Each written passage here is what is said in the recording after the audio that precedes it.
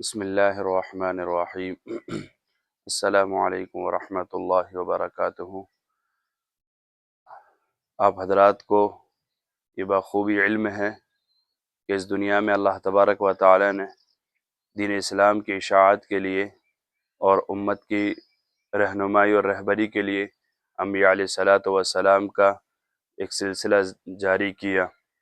اور تمام نبی جو دنیا میں آئے انہوں نے اللہ کی وحدانیت اور اللہ کے پیغام کو پہنچایا۔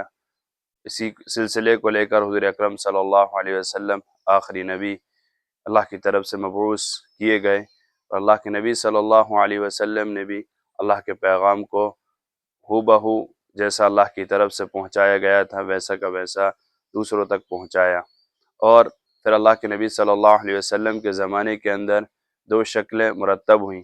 ایک شکل یہ تھی کہ صفہ کے اوپر بیٹھ کر صحابہ اکرام تعلیم و تعلم کیا کرتے تھے،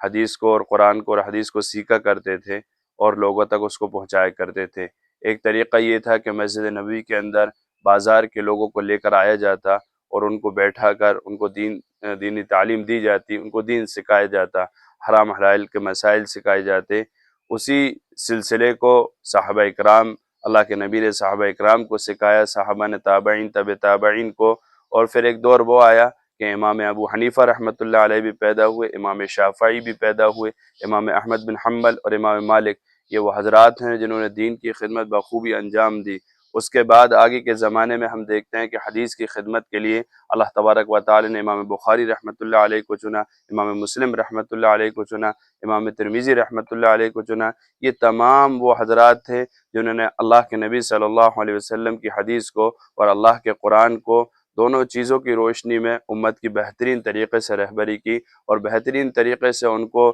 جو ہے کہ شریعت سے واقف کرایا۔ اسی سلسلے کو اللہ کا شکر ہے کہ آج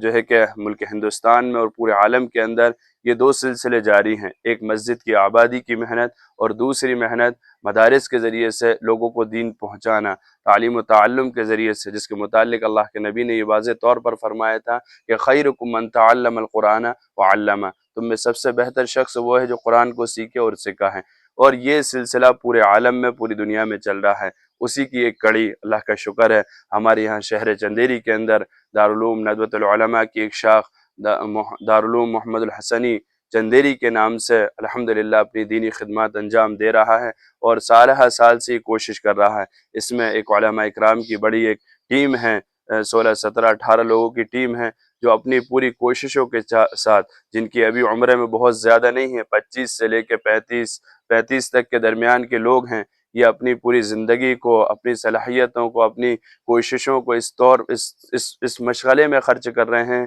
کہ دین کی اشاعت کس طریقے سے ہو جائے، ایک ایک تک قرآن کی بات کیسے پہنچ جائے، حدیث کی بات کیسے پہنچ جائے، اس کے لیے محنت کی، کوشش کی۔ اللہ کا شکر ایک بڑا ادارہ جو ہے کہ وجود میں آیا، حضرت مولانا سید بلال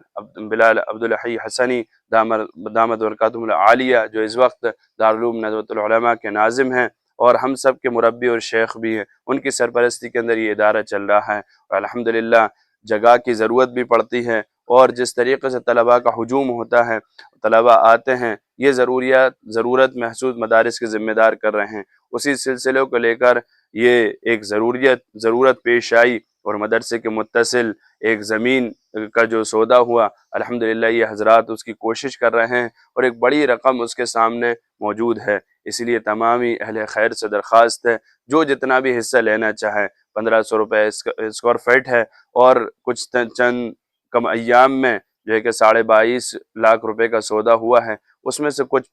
پیسے آدھی قیمت ایک ماہ کے اندر بھی ادا کرنا ہے۔ آپ تمامی حضرات سے گزارش ہے کہ اس کو دین کی خدمت سمجھتے ہوئے، اس کو ثواب جاریہ سمجھتے ہوئے، ہر ایک جو ہے کہ اس میں تعاون اپنا حصہ لینے کی کوشش کرے، جتنی جس کی حیثیت ہو، جو 1000 دینا چاہے، جو 1500 دینا چاہے، جیسی بھی اس کی حیثیت ہو، اور اس کو دینی تعاون سمجھ کے ہم کوشش کریں، اللہ تعالی ہمیں اس کا بہترین اجر دے گا، اور یہ وہ اجر ہے جو کبھی ختم نہیں ہوگا۔ کہ اللہ تعالی علم دین کو ہمیں سمجھنے کی توفیق عطا فرمائے، اور دوسروں تک اس دین کو جو ہے کہ پہنچانے کی ہمیں توفیق عطا فرمائے۔